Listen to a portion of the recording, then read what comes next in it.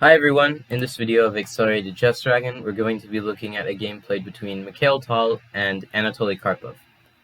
This was played in the 1987 Swift Blitz Championship in Brussels, Belgium, and without further ado, let's look at this game. Tal starts off by playing e4, and we have c6 by Karpov, so the Caro-Kann defense. And now c4 by Tal. And already on move 2, it's a very big question, why did Tal play c4? Well, Tal played c4 with the main intention of trying to gain control of the d5 square, but this move c4 isn't really played as often in the top level anymore. Usually what you'll see in the top level, if black does play the move c6, white will just go d4, and let's say d5. White has a variety of moves to choose from. One of the moves could be knight to d2, another move could be knight to c3, maybe even e takes d5, maybe even e5, but that will only occur after white plays the move d4.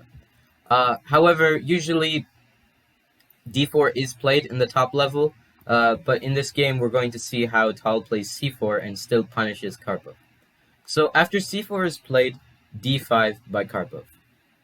And with this d5 move, of course, Karpov is also trying to fight for control of the d5 square. An exchange on d5, and also captures on d5. And here, Karpov could capture with queen takes d5. That is true. But the development that Tal would get is just too much. And Tal hasn't given up any material yet, so he would just be getting free development. Let's say queen e5 check, now knight ge2. And Tal already has developed two pieces, and Karpov hasn't really developed much. And, Tal's main plan should just be g3, developing the bishop, castling, maybe play b3, kind of get a double fianchetto. And, definitely those bishops would be doing a lot better than any of Karpov's pieces at the moment. So here, instead of playing queen takes d5, just knight to f6. Karpov is now threatening the move knight takes d5, and Tal defends with knight c3. Instead of knight c3, if you had went bishop to b5 check, then there's bishop to d7. And now let's say bishop c4. Queen to a5 can be played by Karpov. And Karpov is now getting a lot of development for the sake of one pawn. And it's really unnecessary for Tal to do something like this. So just knight c3. Normal development. And now knight takes d5 is played by Karpov. Tal goes knight f3, and now knight takes c3. Had Karpov went knight to c6, then there's just bishop c4, and, Tal just completes his development. And it's pretty similar to what happens in the game. So, knight takes c3. B takes c3, now g6. And with this g6 move, of course, Karpov is trying to develop his bishop to g7, and d4 is played by Tal. If you had went bishop c4, then it's a pretty similar idea to what actually happened in the game. Maybe ideas like bishop to a3 could occur. So it would all be the same. That's why Tal just played the move d4 and not bishop c4 first. Bishop g7, bishop d3, castles, and now knight c6. Rook to e1. Because with this knight c6 move, Karpov is preparing the move e5. And with this move, he would try to free his bishop from its cage on g7. Now, after e5 is played, definitely Karpov would have the advantage, because first of all, if Tal captures on e5, then his pawn structure is in ruins. Secondly, if Tal really doesn't do anything, then he'll get an isolated queen pawn via e takes d4, c takes d4, assuming that somehow he defends the pawn. And thirdly, in any case, Tal should at least try to stop this e5 move from happening. So he plays the move rook to e1. And this is obviously stopping the move e5, because now there are 3 attackers to the e5 square, but only 2 defenders. So Karpov brings another defender to the e5 square. And he plays this rook e8 move with obviously intentions of playing e5. And here the move bishop to g5 was played by Tal. Going bishop a3 would definitely not help Tal's case after e5 and after, say, d takes e5. All of these trades, you can definitely see how Karpov visions to incorporate all of his pieces into a massive attack. So, bishop a3 simply isn't an option when e5 is at stake. So, Tal goes bishop g5. And bishop g5 obviously has a pretty straightforward idea. You are trying to prevent Karpov from playing the move e5. But here Karpov makes a humongous mistake. Karpov plays the move bishop to e6. Two other moves that I can think that are already way better than this bishop e6 move are queen to d6, with the returning intentions of playing the move e5. And another move is to just play the move bishop to g4. And why are these two moves very effective? Well, bishop g4 just develops the bishop, and, well, if you play h3, then now bishop takes f3, queen takes f3, and would you notice something? e5 has lost a defender. So the knight is now gone, and e5 is going to be played with more chances of Karpov liberating his bishop.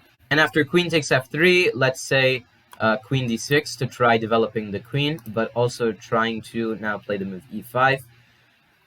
Karpov's position would definitely change drastically, and he doesn't really seem to have a reason to be in a passive situation. Of course, at this moment, once he plays e5 and then maybe brings his rook out to d8, Tal's position is going to be very compromised, and Tal is going to have a lot of trouble proving that he can play a very good position and find a way to punish Karpov's weaknesses. So, queen d6 or bishop g4, either of these two moves would have been better. Queen d6, yet again with the idea of e5, by the way. However, bishop e6 just doesn't seem to fit the bill, and after bishop e6 is played, Tal goes straight for Karpov's positional weaknesses. So, what did Tal play here? I encourage you to pause the video and try finding the move.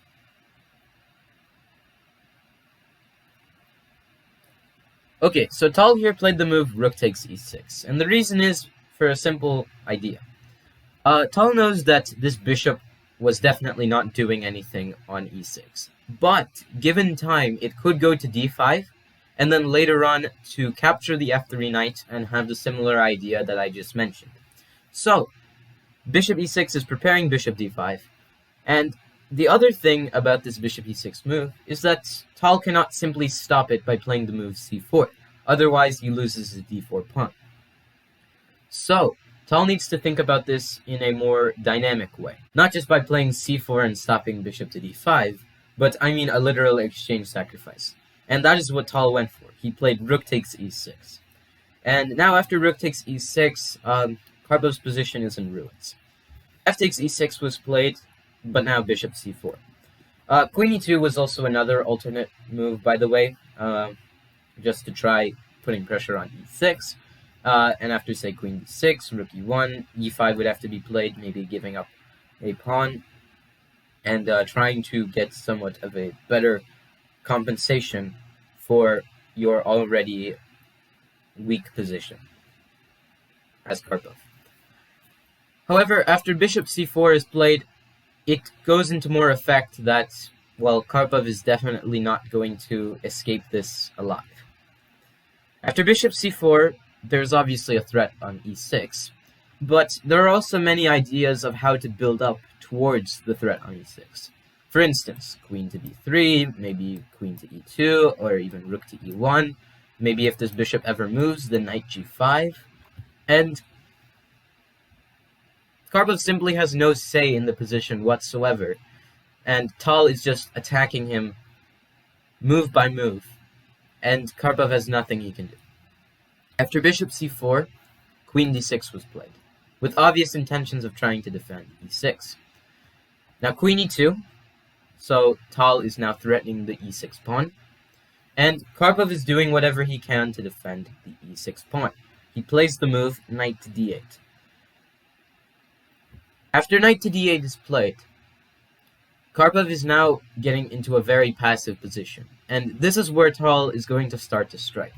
He first plays rook to e1, getting more pressure towards e6, although he isn't really threatening the capture on e6, because that would just simply trade off all the pieces, and in that case, Karpov would be winning. So, after rook c8, Tal is going to play knight to d2. Bishop e6 obviously would not help Tal's case at all, because it just trades everything down, and it goes into an unfavorable position where Tal is just simply down in exchange, and he has no compensation whatsoever. So knight d2. Tal is simply trying to activate the knight, maybe to somewhere like e4 and then c5. And from c5, putting more pressure on the e6 pawn will be a very easy job for Tal to do. And also from c5, the knight is going to have a very active grip towards the center. And, well, Karpov needs to be a bit more careful in scenarios like that. So after knight d2 is played, just king to h8. And, well, after king to h8 is played, Karpov is trying to sidestep any ideas that maybe all three of these pieces that are eyeing this e6 pawn have any ideas to do with this. So, now after king h8, Karpov is essentially trying to get this e5 move in again. Not at the moment, but eventually e5 is going to be played with a very tenacious idea. So, knight to e4. And Tal is obviously trying to maybe displace the queen a bit and perhaps try to get this knight activated in one way or another. The queen goes to c7 and bishop to b3. And after the bishop goes to b3, you can obviously see ideas like queen to b5 trying to be employed here, maybe queen to g4, and even a rook lift later on in the game could definitely be a good positional move by Tal. Here, e5 was played. Karpov finally got the move he wanted in, but now it may just be a tad bit too late. Here, Tal played the move h4. If you had just ignored the idea of playing h4 and just went d5, then perhaps knight f7 could be played by Karpov. Of course, now, before this position, knight f7 could not be played because the bishop was guarding the f7 square. But because of d5, you close the bishop's grasp towards that entire a2 g8 diagonal, and now knight d6 is threatened to be played. And if knight d6 is played, well, in that case, Karpov manages to not only activate his knight, but if Tal were to capture the d6 knight, then perhaps Karpov could even undouble his pawns. And in that case, it would just be a defeat for Tal because he just sacrificed an exchange, and he did not just do it to fix Karpov's pawn structure.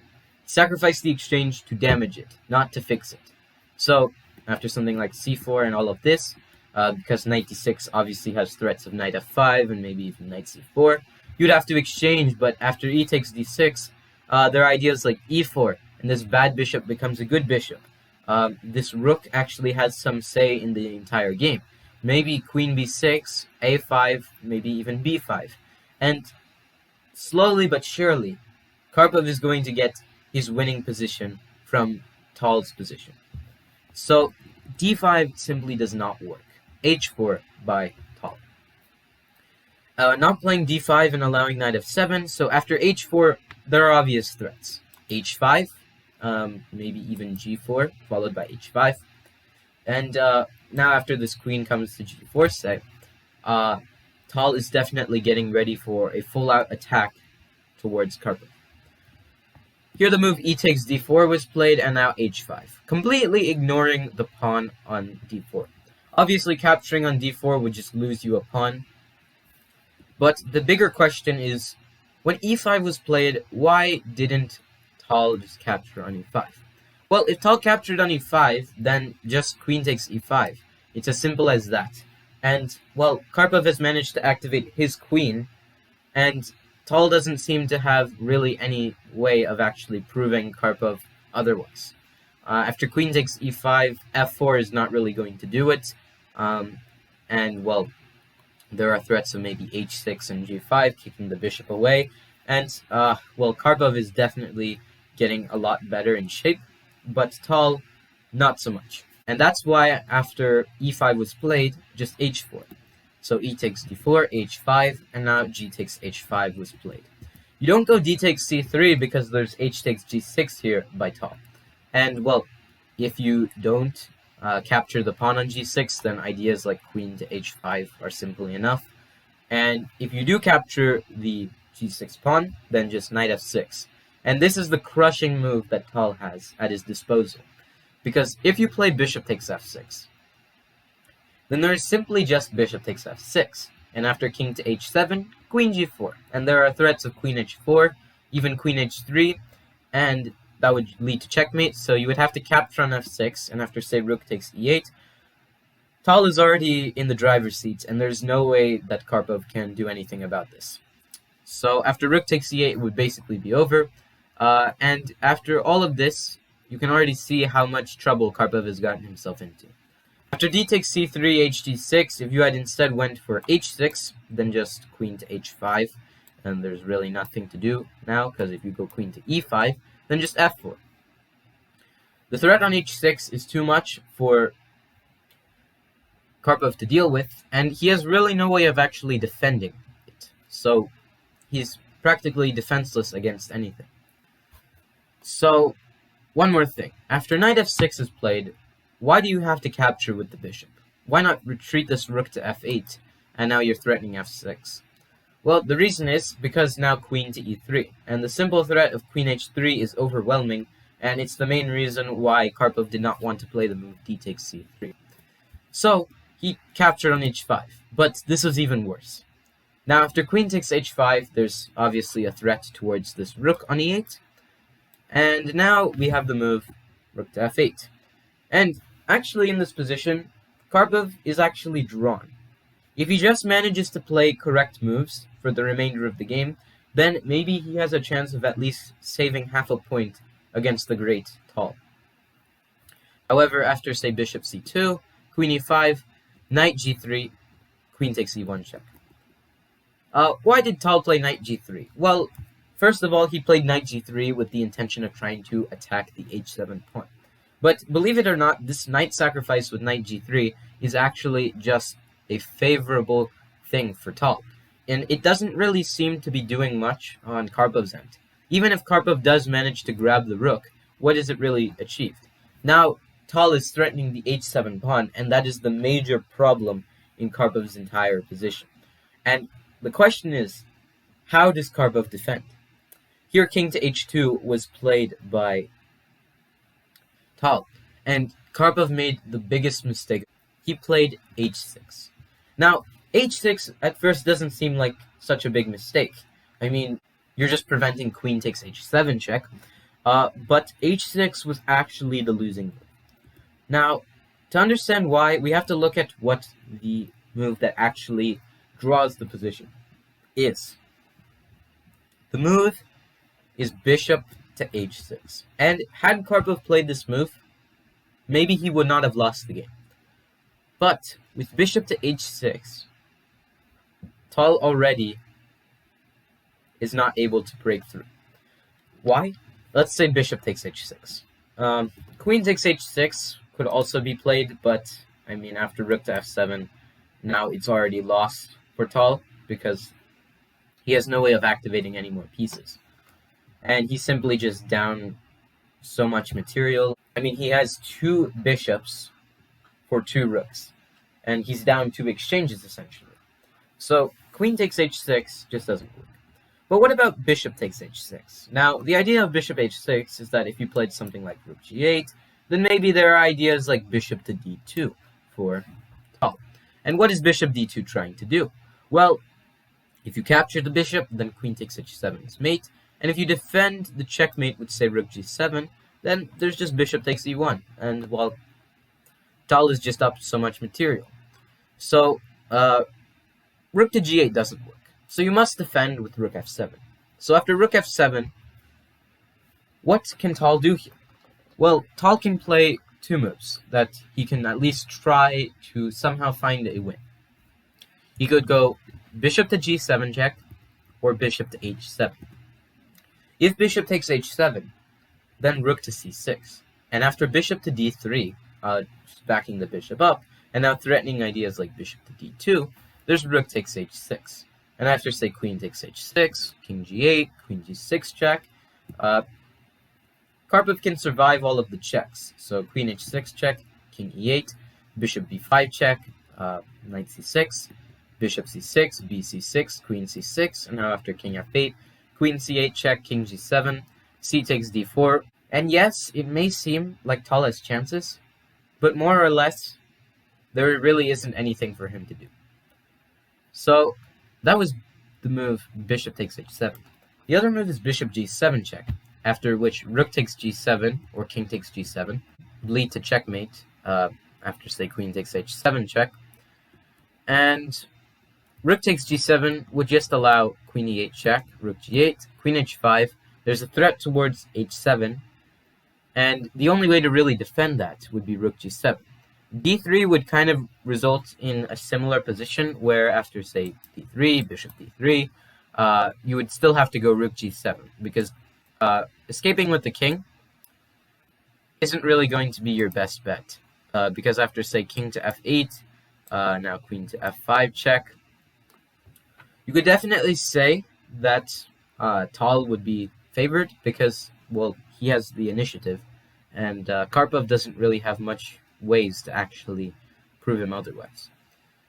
So that's why, let's say, queen e8 check, rook g8, queen h5, you would have to just go back to g7, and it would just be a draw by repetition.